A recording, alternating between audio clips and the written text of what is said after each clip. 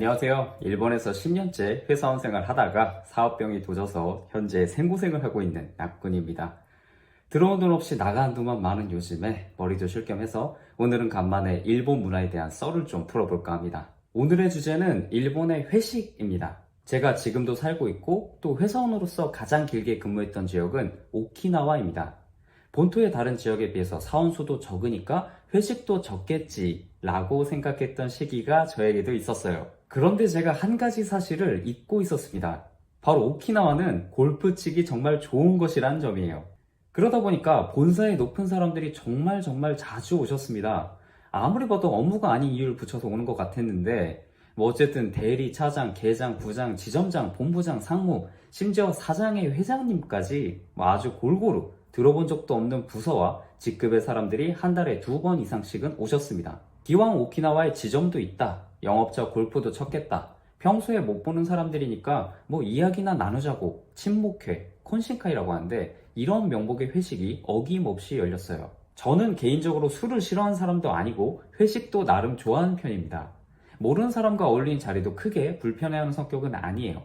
하지만 몇 가지 이유 때문에 점점 일본에서의 회식을 꺼리게 되었습니다. 그 이유도 포함해서 일본의 회식 문화 몇 가지를 소개할 텐데요. 물론 회사마다 그리고 업종마다 분위기는 다를 테니까 일본 회사가 전부 이렇다는 이야기는 아닙니다. 어디까지나 한 개인의 경험담 그리고 소감 정도로 들어주셨으면 좋겠습니다. 참고로 저는 영업사원이었어요. 이거는 꽤 유명한 얘기지만 일본에서 회식할 때 비용은 기본적으로 자기 부담입니다. 대부분의 가게에서도 결제를 할 때 각자 정산하기 쉽게 되어 있고요. 신입생 사원 환영회 아니면 송별회 정도의 특별한 자리가 아닌 이상 사전에 혹은 회식 그 다음날에 본인 몫의 회식 비용을 청구받습니다. 그런데 문제는 이 회식 비용이 만만치가 않다는 거예요. 일본 취업이 아니더라도 일본 여행 가셔서 그 지역 이자카에서 술 한번 먹으면 어느 정도의 비용이 나온지는 대충 아실 겁니다. 한 사람당 거의 5,000엔 전후의 비용이 매번 발생하는데 아시다시피 일본 신입사원들의 실수령액이 20만엔 전후예요. 그리고 5,000엔으로 끝나면 다행인데 여기서 2차, 3차를 가자는 경우도 있으니까 저는 한 사람당의 청구액이 10,000엔을 넘는 경우도 종종 봤습니다. 다행히 그럴 것 같은 회식은 제가 눈치채고 다 빠졌어요.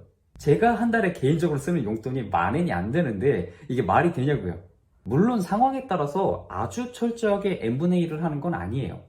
여기에서 일본 회식의 독특한 룰인 경사를 붙인다, 케이샤우스케르라는 개념이 등장합니다. 이게 뭔지 간단하게 설명하자면 회식 비용을 정산할 때 금액을 균등하게 나누지 않고 직급에 따라서 부담액을 다르게 조정하는 것을 말합니다. 아무리 그래도 받는 월급이 다른데 부장님하고 신입사원이 같은 돈을 내게 하진 않더라고요. 그런데 높은 직급의 사람들이 돈을 더 내주는 건 좋은데 여기에서 참 귀찮은 일이 벌어집니다. 각자의 직급이야 당연히 알고 있으니까 누가 더 내고 누가 덜 내야 하는지는 명확하지만 누구에게 몇 퍼센트의 돈을 더 얹어서 청구할지는 정산하는 막내가 눈치껏 조율해야 하기 때문이에요. 보통은 부서의 신입사원들이 이런 일을 맡는데 업무 중에 엑셀 켜놓고 대체 누구한테 얼마를 정산해야 할지 머리를 싸매고 동기들과 상담하는 모습들이 아직도 기억에 남습니다. 이게 보통 성가신 일이 아닌 게 어떤 분은 1차 끝나고 갔고 또 누구는 3차까지 갔으니까 이거를 전부 기억해야 되잖아요. 결국에 정산 담당자는 강제로 눈치껏 마지막까지 남게 되는 거예요. 거기에 정산 내용이 틀리기라도 하면 상사에게 지적까지 받을 수 있습니다. 한 번은 10명 정도가 참석한 회식 비용의 약 절반을 1차 끝나고 귀가한 가장 위의 상사분한테 때려버렸다가 지점장에게 불려가서 탈탈 털린 것도 봤어요.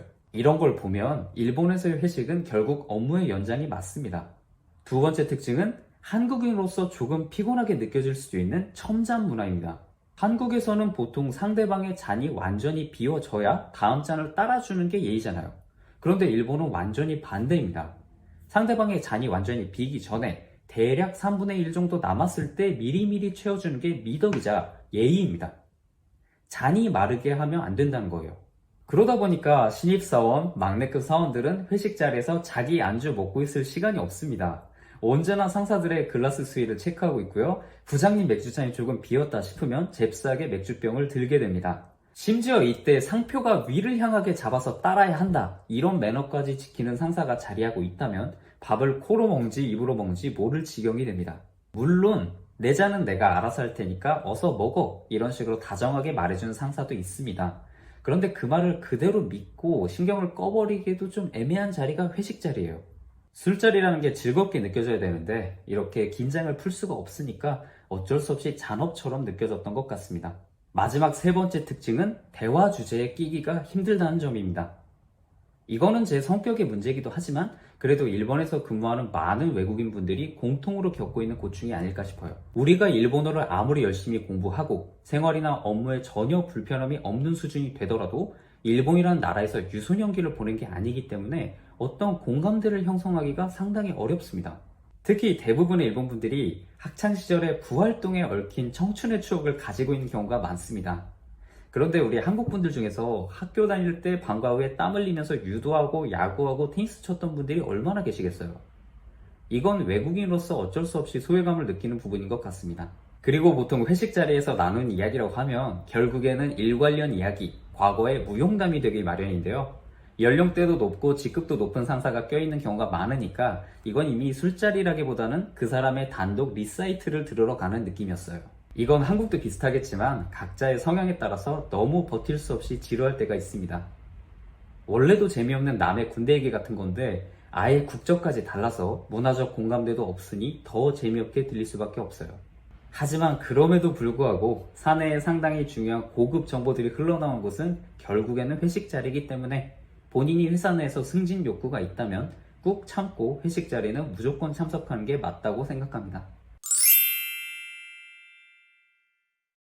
회식이라는 것에 대해서는 한국이나 일본을 막론하고 호불호가 갈릴 수밖에 없습니다. 그런데 또 직장이라는 사회생활에서 완전히 빼놓을 수도 없는 요소이기도 하니까 언제나 고민과 갈등의 씨앗이 되는 것 같습니다. 이제 40대를 향해 가는 입장에서 회식에 대한 제 생각을 짧게 덧붙여보자면 사람들이 회식을 싫어하게 되는 이유는 회식 그 자체가 싫어서가 아니라 회식 자리에 있는 바로 나 때문일지도 모른다는 사실을 늘 잊지 않으려고 합니다.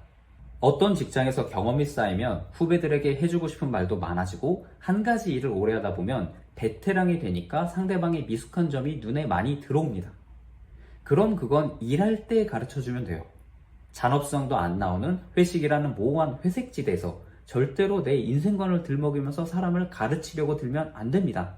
회사원은 똑같이 회사에 돈 받고 고용된 입장이고 그 입사 순서가 빠르고 느리고의 차이가 있었을 뿐이지 내가 후배보다 더 나은 사람인 것도 아니고 상대방이 나보다 무조건 못한 사람도 아닙니다. 직급이 높고 낮고는 목에 걸린 사원증 빼고 회사 그만두면 정말 아무 의미도 없어진다는 걸 이직을 한 번 이상 해보셨으면 아실 거라고 생각합니다. 더 잘 됐으면 하는 마음에 안타까운 마음에 조언을 해주는 것이다. 물론 업무에 지장을 주는 사람이라면 응당 지적과 지도를 받아야 합니다. 하지만 어쩌면 내 눈앞에서 고개를 끄덕이고 있는 이 후배는 속으로 이미 5년과 10년치 계획을 세워두고 더 좋은 회사에 가려고 퇴근 후에 몰래 공부를 하거나 아니면 아예 당장 이직 준비를 하고 있을지도 몰라요. 그거를 굳이 나한테 말할 이유도 없고 필요도 없고 또 말해봤자 내가 이해도 못할 것 같으니까 겉으로만 적당하게 맞춰주면서 피하고 있을 뿐일지도 모른다는 거예요. 상대방의 그 가능성을 잊지 않고 존중한다면 서로 좀 안 맞더라도 우리가 서로 친한 사이가 되진 못하더라도 굳이 피곤한 사이가 되진 않고 적당히 좋은 관계를 유지할 수 있을 거라고 생각합니다. 오늘 제가 준비한 일본의 회식 이야기는 여기까지입니다. 여러분의 사회생활과 일상의 작은 재미가 되었기를 바라고요. 지금까지 일본에서 생고생 중인 낙군이었습니다. 감사합니다. 번개가 치네.